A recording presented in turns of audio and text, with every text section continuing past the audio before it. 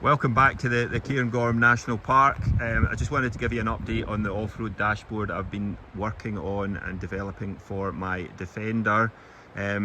Here's my Defender in the middle of the forest. For those observant amongst you, you'll see there is something different from in the front of this Defender. Have a quick look and see if you can spot it. We're going to take you inside and show you the new features that I've developed for the dashboard.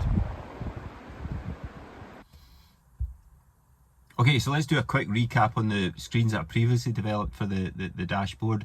We've got the time and the date. This is actually updated from GPS because you don't have an internet and Wi-Fi connection in here.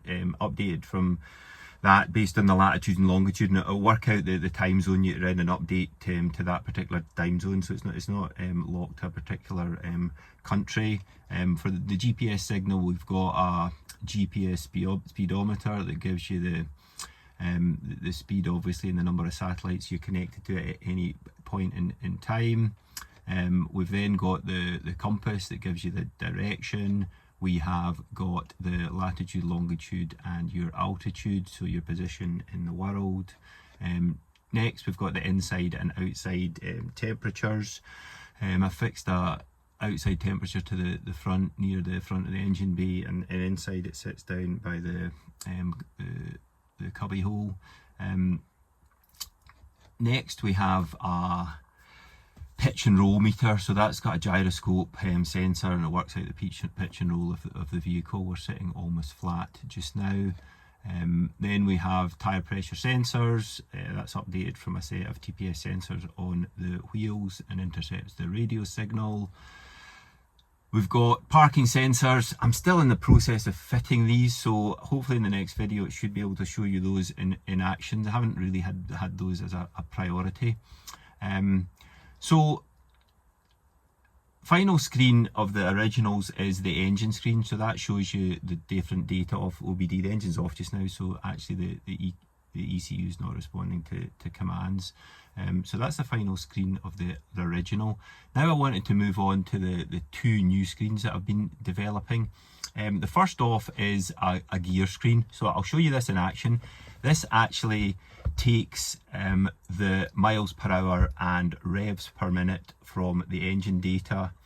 It then works out based on the size of the wheels, the differential gear ratio, the transfer box gear ratio, and matches that to the gearbox gear ratio to work out what gear that you're in. So it obviously does the high and low range and matches to that. Still working in the algorithm for this. It's getting more accurate as I work in it, and there's an overlap between the high and low range. So I'll let you see this in action when we're driving, and you can see what you think of that. Someone actually requested this as a screen, more so because they've got a Autobox and they wanted to actually get the data from their Autobox over the CAN bus. But I thought I'd try this first of all, just to see if I could work it out from the simple data you can get from the ECU and speed and RPM.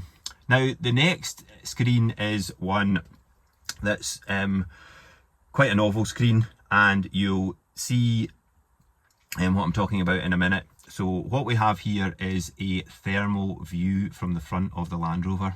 Okay, so here we are here today.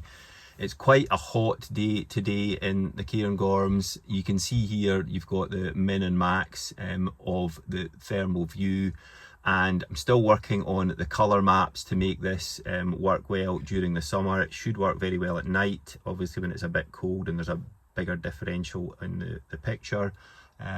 So again, I'll show you this in action and how it picks up people in the street or animals.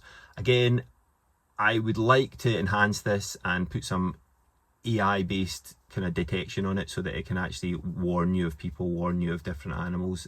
Should be able to do that, and that's a thing that I'll work on in the software. So those are the two new screens that I've been working on. They've taken a bit longer than I thought because I've been busy on other things, but what I want to do now is focus on packaging this up so that the hardware is in a single box and it can be easily installed into other vehicles.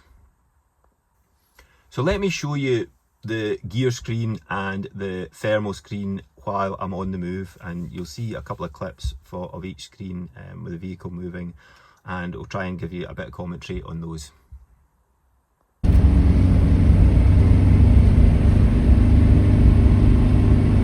So here's the gear screen. You can see we're in high ratio 3 just now. You can see there that you've got the miles per hour, revs per minute from the ECU, and matching those against a gear ratio. There's actually a little debug display that shows you the error in the match against the gearing. So we'll go up a gear here, and we're into H4 now.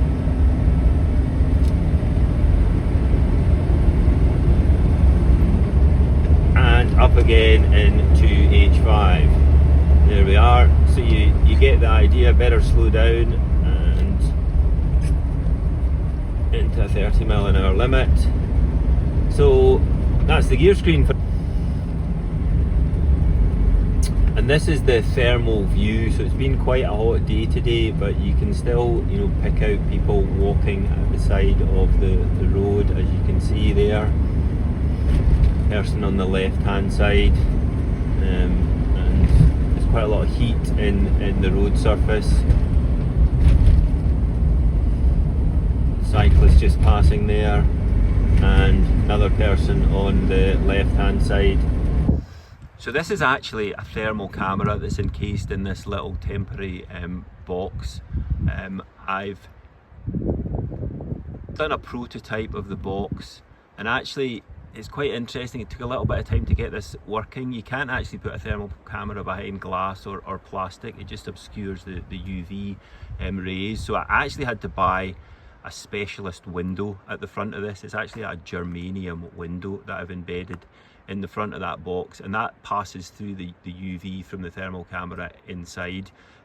You get these on high-end vehicles like Bentleys and Porsches at significant expense, and yeah, looking at those parts, they've got a germanium window on the front. So we've got a relatively inexpensive version here.